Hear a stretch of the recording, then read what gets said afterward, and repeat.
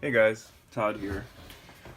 I wanted to take a moment and share how I patch and seam my castings and get them ready to be painted.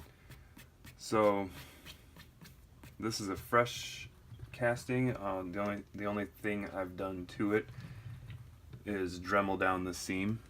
So there was a flashing coming out of here, sticking out from the mold, as all castings do. And I dremeled that off. And then what I do is I take this stuff, which is Prozade mixed with Cabocil. Cabocil is a really fine powder, a fumed silica they call it.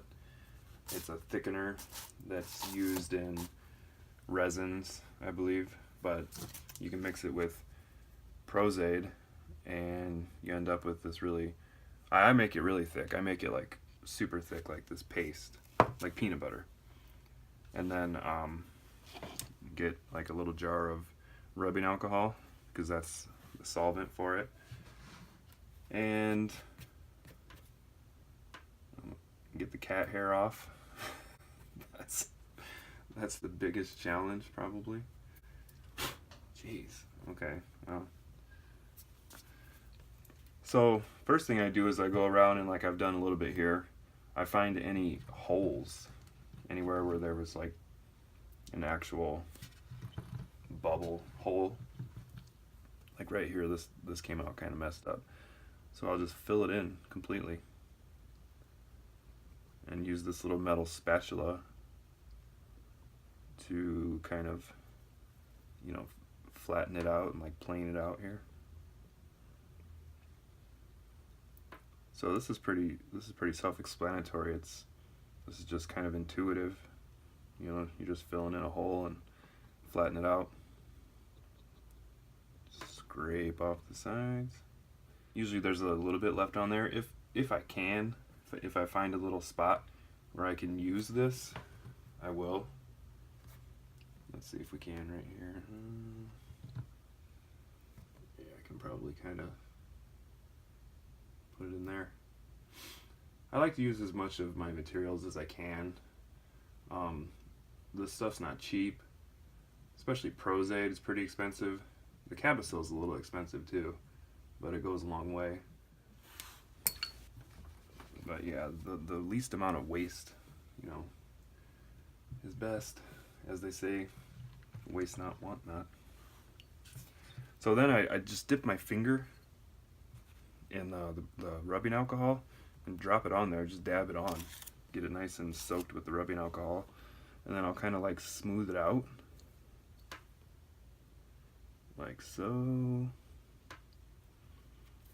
Back and forth.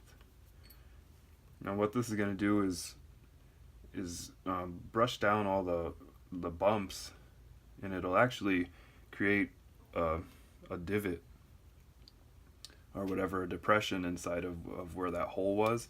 And then this stuff, when it dries, it shrinks, so it'll even shrink down in there even more. So you'll have to do this more than once.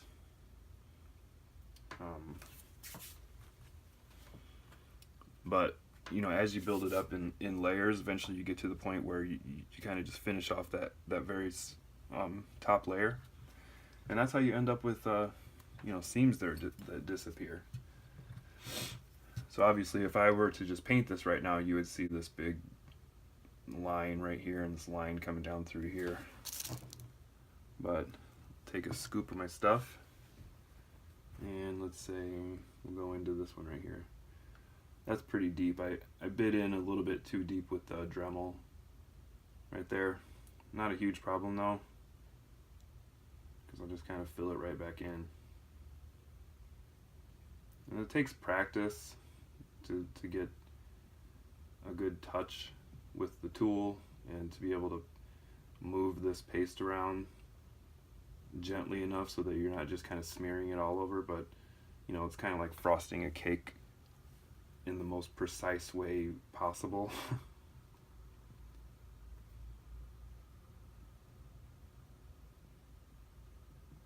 So there, I don't want to go too far past where the work needs to be done. You don't want to have like the stuff smeared all over the place because it will fill in your texture. Clean the tool off, which you want to do right away because it'll dry. Rubbing alcohol on the finger, dab it on, brush it down. And I'll sit here and do this whole thing in every hole, every bubble I can find today, and then tomorrow, and do it all over again.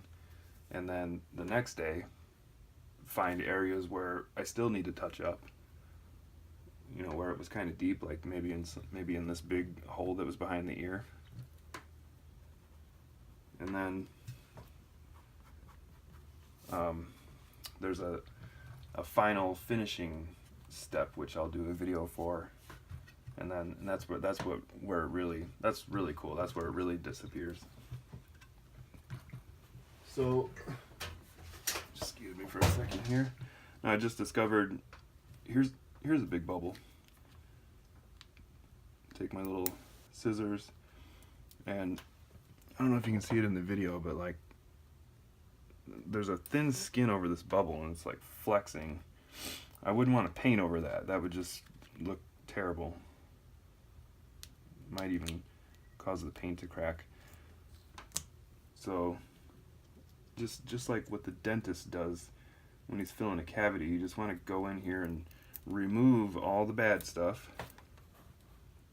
Start with a nice, fresh, clean hole, which you can rebuild. You know, that was a doozy right there. That's a big hole. So I'm going to take a huge blob of this stuff and start off by filling in the corners of it. Make sure I'm not creating another bubble.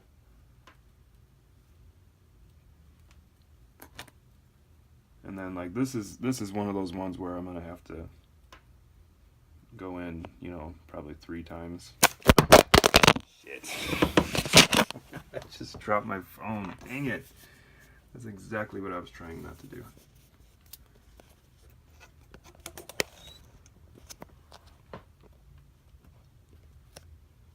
Okay. No broken screen, no cracks. So we're good. Alright, so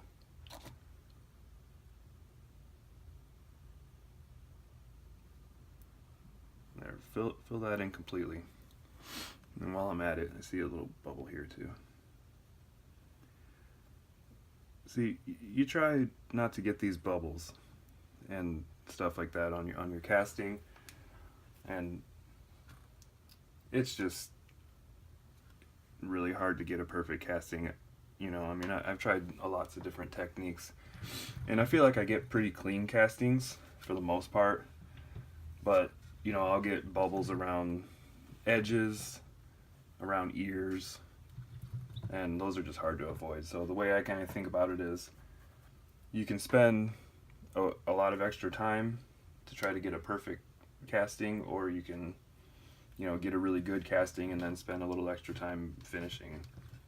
But you know, in a perfect world, they would just all come out perfectly every single time. You wouldn't have to do anything to them. That's usually never the case for me. Always got to do a little work.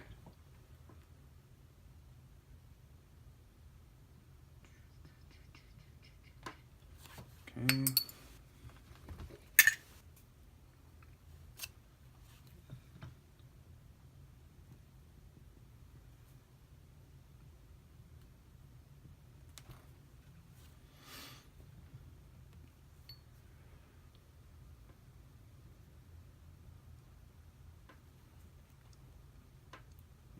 What I'll usually do if I'm in a hurry to get this ready for paint, which I usually am, I'll do this at the beginning of the day, and then by the end of the day or that night, it's mostly dry, and I can come in and do a layer over it. And I'll just kind of keep going over and over and over it until it's completely finished. See, little hairs always get stuck in there. It drives me nuts.